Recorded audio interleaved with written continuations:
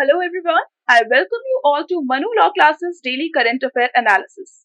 In this particular video, we will do the current affair analysis from July 8, The Hindu newspaper, Delhi edition. So in this particular video, we will discuss in detail few important topics, that is with regard to defamation, Balasore train accident, Delhi excise policy, India USA civil nuclear deal, 123 agreement, and also about the Gati Shakti scheme. So these are the major topics which we are going to cover in this particular analysis.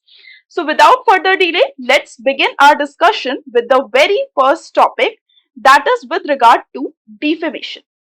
As we all know, Rahul Gandhi made a statement, सारे चोरों के नाम मोदी ही क्यों होते हैं, and based on this he was subjected to defamation or criminal defamation case. So we will understand first what is defamation. So basically defamation is an injury to the reputation of a person resulting from a statement that is false. So here this statement is basically false and also it is resulting in downgrading of the reputation of a person and also of a community.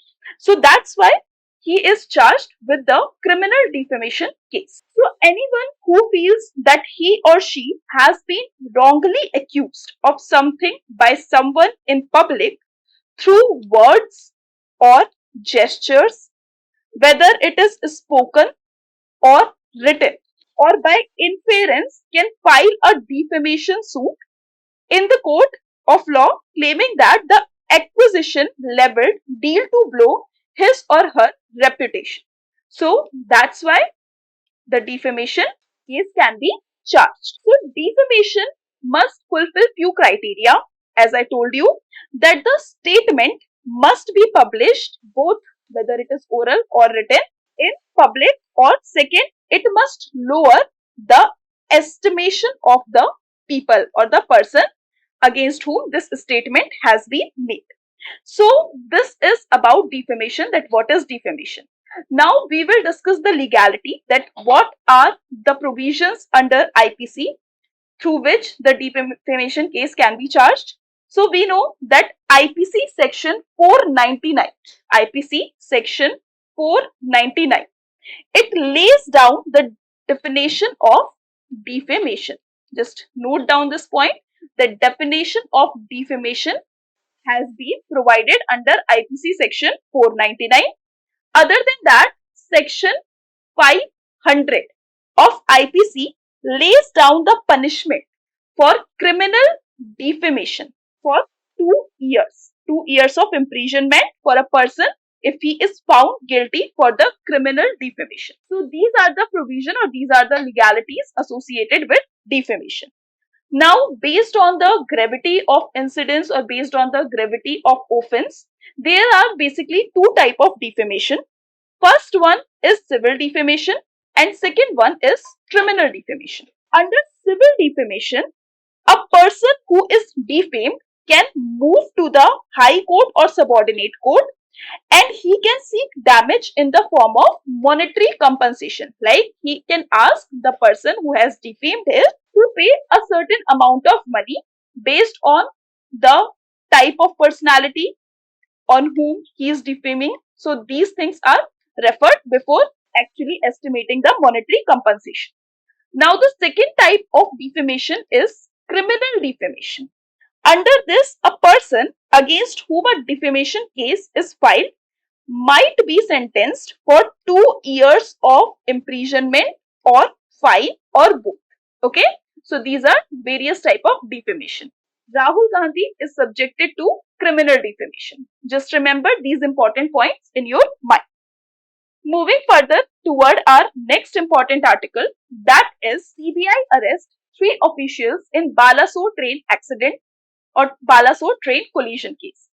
As we know, few days earlier, there was a train accident, a very massive train accident in which 3 trains collided near Balasore region or Odisha, in Odisha. So this caused a lot of casualties, a lot of people were injured, a lot of people died. So based on this particular incident, a committee was formed. CBI was actually inquiring into this incident, and he basically arrested three officials as they were trying to hide the or destroy the evidence. So that's why they arrested these three officials. So what is important from us under this particular article is CRS. What is it? Commission of Railway Safety. Commission of Railway Safety. Okay. What is it? CRS is basically a government body that acts as the railway safety authority in the country, and it deals with the matter related to rail travel, operations, and other statutory functions like the inspectory, investigatory, or advisory as laid down under the Railways Act 1989. Okay.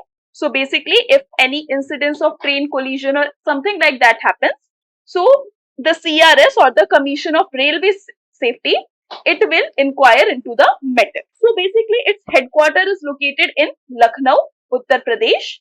And talking about under which ministry it comes, so it comes under the control of Ministry of Civil Aviation.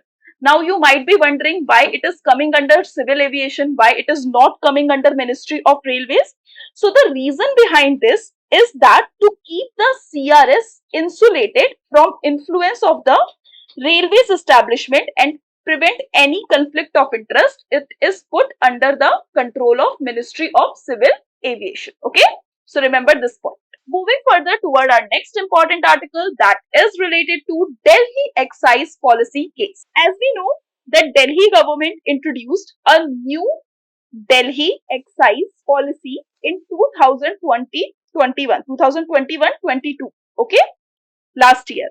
So it was basically introduced to ensure that complete withdrawal of the government from the liquor business and handling over the licenses to the private sector. Until this policy was introduced, the liquor business was a state controlled entity with no private players. So initially it helped government a lot by increasing the revenue up to 27% or by rupees 8,900 crores. So it is a very big number. That's why it helped government in dealing with other issues. But there was a removal of dominance of the liquor mafia, as the government stated. But there were some issues with regard to this policy, as the location of vents were near the schools and the religious places. There was violation related to the non-conforming area where certain businesses such as liquor retails are not allowed, and there was also issues related to discount. A heavy discount was given on the liquor, and there was also an offer of 1+1. So basically only 468 of the around 850 vents could actually open, and this also subjected like Mr. Shishodia, he is under jail because of this particular controversy that he holds the excise portfolio and is under the lens of allegedly providing undue financial favor to the liquor's licensees. Okay, so that's why he is booked under the money laundering case and he is booked under the excise policy case. So his bail has been again rejected and Enforcement Directorate attached assets worth rupees 52.24 crore of Shishodia and others in Delhi excise policy case. Now second thing which is important, this was the background of the news, that what is what about. Now the second thing which is important for us, that what is excise. Here the term is coming, what is excise. So an excise or excise tax, it is basically a type of tax on goods produced within the country. Something is being produced within the country, so on that good, if a tax is being imposed, that is excise tax, and it is opposed to the custom duties which is charged on the goods produced outside in the country and it is coming inside the country. So excise tax is basically a tax on the production or the sales of good. Okay, the tax on the production or the sales of good is excised. Moving further toward next important article, this is also an article related to Shishodia. Moving further towards the next important article, it is regarding the news of Jammu and Kashmir land to the landless scheme. As we all know, there was an announcement of a scheme in which basically the government will implement land to landless scheme in Jammu and Kashmir, and in which 0.31 acre of land will be given to landless who is living inside the union territory under the Pradhan Mantri Awas Yojana Grami. So you have to tell me, Pradhan Mantri Awas Yojana Grami, it has been extended till which year? As we know, housing for all was till 2022, and now Pradhan Mantri Awas Gramin Yojana, it has been extended. So what is the next year till which it is extended? Okay. So basically there is an issue that the other peoples are saying that it will help the outsiders to get the land and stay within the Jammu and Kashmir, but the government is saying it is not so. Those people who are homeless under this category, in this they are categorized that those people who came here after Article 370 was read and down and should not be included in the list of beneficiary. They will be homeless. Okay. Moving further toward our next important article, that is with regard to an artist named Nambudri. So basically, it is about Karuvatta Man Vasudevan Nambudri. He is a very famous personality, very famous because he is an artist, illustrator. He was an artist, illustrator, cartoonist, art director, and sculptor. So he is famous for his work and he recently died. So you have to remember that who was Nabudri, why he was famous. So he was an artist, illustrator, cartoonist, director, and sculptor. And he got a lot of awards like the Janani Path Award. Apart from that, he also received Kerala State Film Award for the art direction, and he also get other awards, a lot of awards, and that's why he is very famous for his work. So just remember the name and in which field he is associated with. Okay. Moving further toward our next important article, you just have to remember the name, that what is guarantee budget and in which state it is famous. So Karnataka CM Siddaramaiah, he presented a guarantee budget. Basically, whatever he has promised pre-polls, he did it in this guarantee budget. So just remember the name guarantee budget and why it is famous, for which state it is famous. Okay. Moving further toward a news from Rajasthan, basically Gehlot launched a video contest on flagship welfare program. So you have to remember that what kind of program it is. It is a Jan Samman program, and here basically you have to, those who are basically the labharthis or those who are the beneficiary, they have to shoot and upload short video on the scheme, and through which they will get payment. The top contestant will get the payment of amount, and there will be 10 welfare scheme which will be covered. Okay. Now a very interesting news coming here. The Kerala teen dies due to the brain-eating amoeba infection. You have to remember the name of this brain-eating amoeba infection and how it is spread. So basically, it was a news that is 15-year-old boy. He was undergoing a treatment for primary amoebic meningoencephalitis. It is acronymed as PAM. Just remember PAM. What is it? Primary amoebic meningoencephalitis. It is a bacterial amoeba infection. So here basically it damages the central nervous system and it is caused by Naegleria fowleri, which is basically a brain-eating amoeba.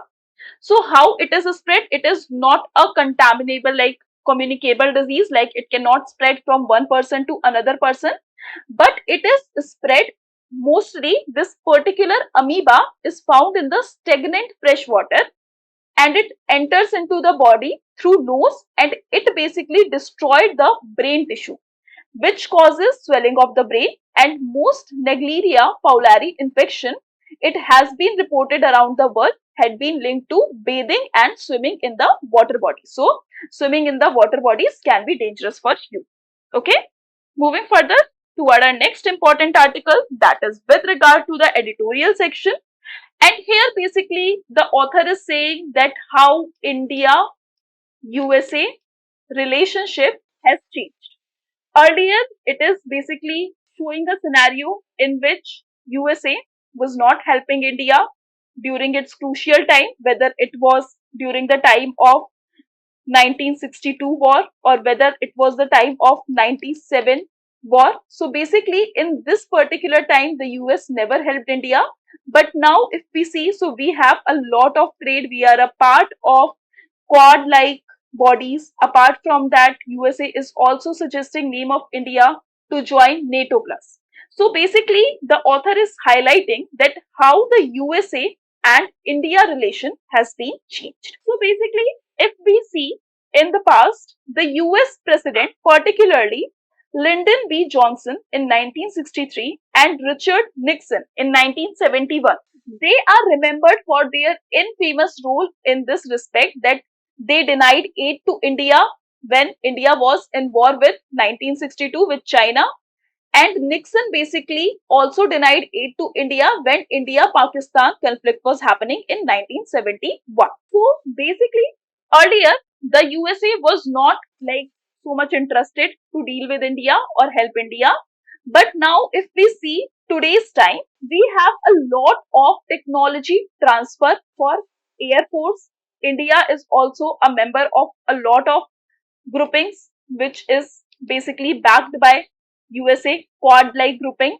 And also we have also launched an initiative on critical and emerging technology, that is ICET. Okay, so these show that American attitude, it is changed or it is changing toward India, and it is seeing India as an option against China dominance. Okay, so basically that's why this whole article is talking about that. So now when was the time that these relationship was changing? So the author highlight that there were two prime ministers earlier, Manmohan Singh and now Mr. Narendra Modi. These two prime ministers helped a lot to India in having a good relationship with USA. So basically the author is highlighting key nuclear deal which has been signed between India and USA. So if we talk about the Indo-USA Civil Nuclear Deal, so it was basically an agreement which was signed in the year of July 2005. Okay, when the Indian Prime Minister Manmohan Singh, he visited USA, and there was basically at that time US President in 2005, he was George Bush, and they both issued a joint statement and announced their agreement to enter a civil nuclear deal. This was about 30 years after India tested the first nuclear weapon in the year of 1974. You have heard about this name, Smiling Buddha. This was the code name. So basically at that time, after 30 years, when India actually tested its first nuclear weapon, so at that time USA imposed a lot of sanctions on India. But after 30 years, when Manmohan Singh visited USA, at that time India signed a key nuclear agreement with USA in July 2005. This was basically a landmark occasion because this was the first time India was recognized as a nuclear weapon state. And also this visit by Manmohan Singh, it saw a step in completion of the next step in strategic partnership, abbreviated as NSS. Okay, so this was basically to augment cooperation in the civil nuclear activities and also in the civil space program, high technology trade, and NSSP was announced in the year of January 2004. At the core of this agreement lay the non-proliferation of the weapons for the mass destruction. Okay, so India has been accorded the same status, but as we know, India is not a member of NPT, but still USA granted the same status to India in 2004. And even though American administration has imposed Section India after 1998 nuclear tests, these tests had little or no impact because of its large domestic sector, and in the size of the economy, it has a large domestic sector and India is a great consumer. So that's why it doesn't affect it. India in 2001, Bush government decided to waiver off all these sections, and now we are seeing that we have a very good relationship with USA and we are signing, we are a part of Quad. We are signing ICET like agreement where we will transfer critical emergency technique, emerging technologies. We will transfer this. And apart from that, we have also seen in space sector, there is MISAR, that is a collaboration of ISRO and NASA. Okay. So these are important initiatives. This is what the article wants to convey. Moving further toward our next important article, it is basically related to the Yemen and Saudi conflict. In the year of 2015, what happened? Saudi Arabia led a coalition of Arab forces against the military operation to prevent Houthis. There was a tribe named Houthis. Okay, Houthis is basically a Shia militant tribe and they belong to Zaidi community and they have an alliance with Iran. Like Iran fund these Houthis and they want to take control over the Yemen, part of Yemen or the northern part of Yemen. So basically, as we know that Saudi has a border with Yemen. So if Iran dominance or the Saudis dominance will be there in Yemen, it can be a problematic scenario for the Saudis also. So that's why Saudi Arabia led a coalition with some other Arab forces and they launched a military operation against these Houthis. And basically, there was a lot of conflict, but Houthis controlled the capital and the principal port, Hodeidah. Okay, remember the name of this port, Hodeidah. Houthis controlled this port, seaport, and also the capital, and also the Sana'a airport. Okay, so these are under the control of Houthis. And after 8 years of conflict, there was basically, as the Saudi Arabia want to exit from this conflict and they want to exit, so that's why they basically brokered a Saudi-Iran accord. Just remember the name. What is it? Saudi-Iran accord. It was brokered by China in March and it provided an opportunity of negotiation so that both sides can talk with each other and they can peacefully exit from this war. So here basically the author is saying that there are various challenges as Houthis are demanding to pay all the salaries of the government officials, including the armed forces personnel from the Yemen oil reserves, and also they want that some control of Saudis. Saudis should pay for the war damage and Houthis should have control over the key areas or over the key areas of administration. So that's the point of contestation through which this whole piece has not been signed. So this was important. You have to comment it out in comment box that what is the capital of Yemen and what is the capital of Saudi and what is UAE, how many emirates are there in UAE. Okay. Moving further toward our next important article, that is about, these whole articles are dealing with defamation. I have already explained this thing to you. So just keep a note of all the important aspects in mind so that you can do well if the question is being asked on this particular topic. Okay. Now basically there has been a small news with regard to this cookies. As we know, in Manipur there is a conflict going on between the cookies and the Maitis over the SC status of the Maitis. So basically here the government want peace and that's why they are conducting a backdoor talk with the cookies in order to ask them to stop violence and to talk with peace. Okay. Moving further toward our next important article, that is with regard to the deport Khalistanis, Doval tells UK counterpart Tim Barrow. So here you have to remember the key position area name, like the NSA of UK is Sir Tim Barrow.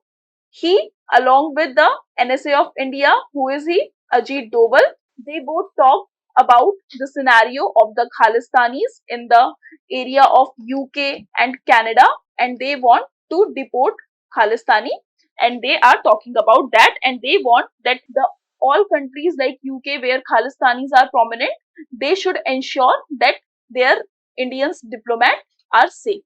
Okay. Moving further toward our next important article. This is a very important article regarding the selective ban of messaging apps may be looked at, TRAI. As we know, due to a large amount of conflict between the Mighties and Cookies, the government took a decision to stop internet or internet shutdown. So basically the government is looking at various alternatives that how it can restore the internet so that key important websites can be made accessible to people, and all these social media and the VPN, they can be stopped. So basically the government is pointing out that how to do selective ban on messaging apps. So TRAI, that is Telecom Regulatory Authority of India, it provided a consultation that it would be possible. They asked for the consultation that whether it would be possible for messaging apps such as WhatsApp to be brought under the licensing framing. As we know that WhatsApp or all these apps are end-to-end encrypted. So no third party can see our message, or there is a lot of difficulty to see the message as they are end-to-end encrypted. So that's why the government is basically talking about this, that how to selectively ban few apps. TRAI has also recommended that there was no need to regulate the OTT. OTT means over the internet, that is OTT communication services. Okay. Now there is a term which is written over here, that is net neutrality. Just remember what this term is. This is a very important term. Net neutrality is basically a concept that all the traffic on a network should be treated without discrimination in speed or pricing. So this is a concept of net neutrality. Just remember this. This is a very important concept. And the TRAI is saying that if we will do selective ban, so it can affect the concept of net neutrality, which we have to ensure. Okay. Moving further toward another important article. Here basically the Bombay High Court claimed that, as we know, that recently the IT Intermediary Guideline and Digital Media Ethics Code Amendment Rule has been implemented, and under this there are few words like fake, false, misleading, and under this new rule the social media intermediary have to censor any content that is fake, false or misleading.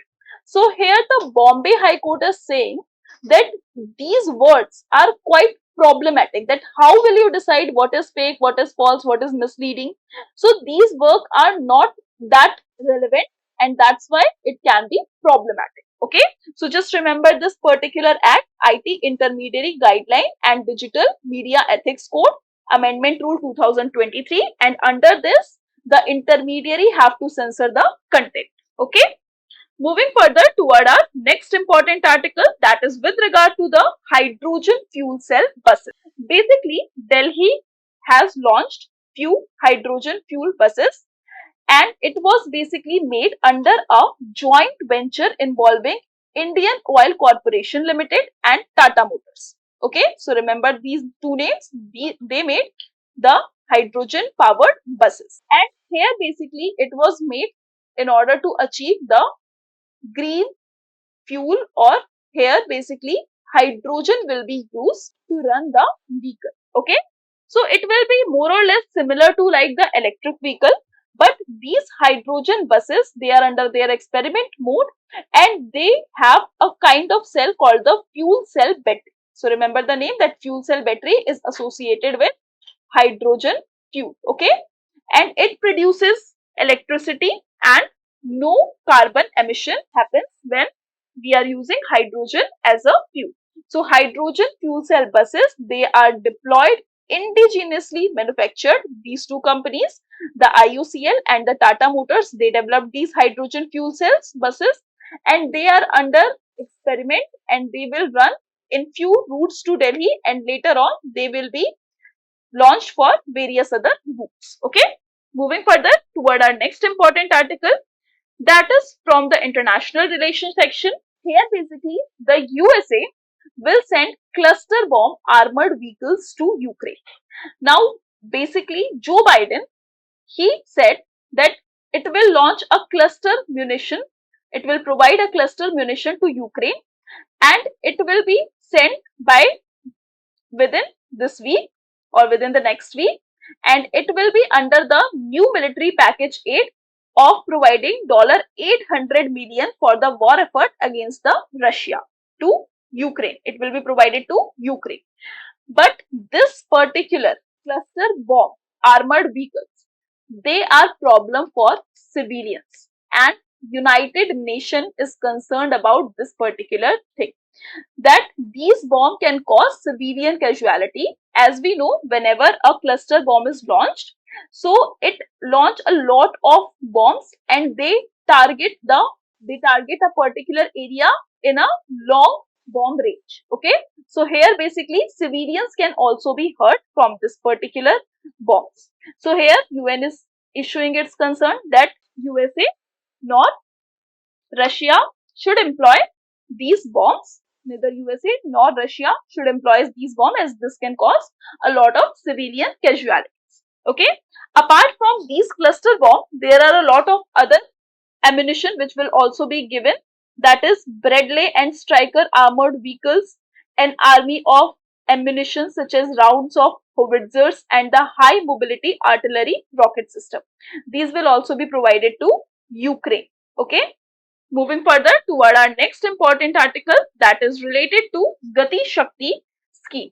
So basically the government said that it will share the PM Gati Shakti data. What is important for us is Gati Shakti. So Gati Shakti scheme, it is also called the National Plan for Multimodal Connectivity. It aims for coordinated planning and execution of the infrastructure project to bring down the logistics cost. In order to bring down the logistic costs, there will be a coordinated planning and execution of infrastructure projects. This particular scheme is aimed to ensure that there will be a integrated planning and implementation of the infrastructure project within the next 4 years, with a focus on expediting work on the ground level, and it will basically save the logistic cost and it will also help in the employment generation. So it will subsume the 110 lakh crore project of NIP, that is National Infrastructure Pipeline. It was launched in 2019. It will be subsumed under the PM Gati Shakti Yojana or PM Gati Shakti scheme, and it will provide 11 industrial corridor and 2 new defense corridor. Okay, one defense corridor will be set up in Tamil Nadu, another will be set up in UP. Okay, so it will also extend 4G connectivity to village area, to all the village area, and also it will add 17,000 kilometer of the gas pipeline infrastructure which is being planned, aimed to fulfill by 2024 to 25, and it will also help in expanding the highways network to 2 lakh kilometers. Okay, these are the nitty-gritties of this particular article, of this particular scheme. With this, we are ending this discussion. I hope you enjoyed this discussion. You got to know a lot of things. So just stay tuned with this particular DNA analysis so that you can get to know about a lot of information and you can ace well in your examination. Thank you everyone. Thank you for attending this session.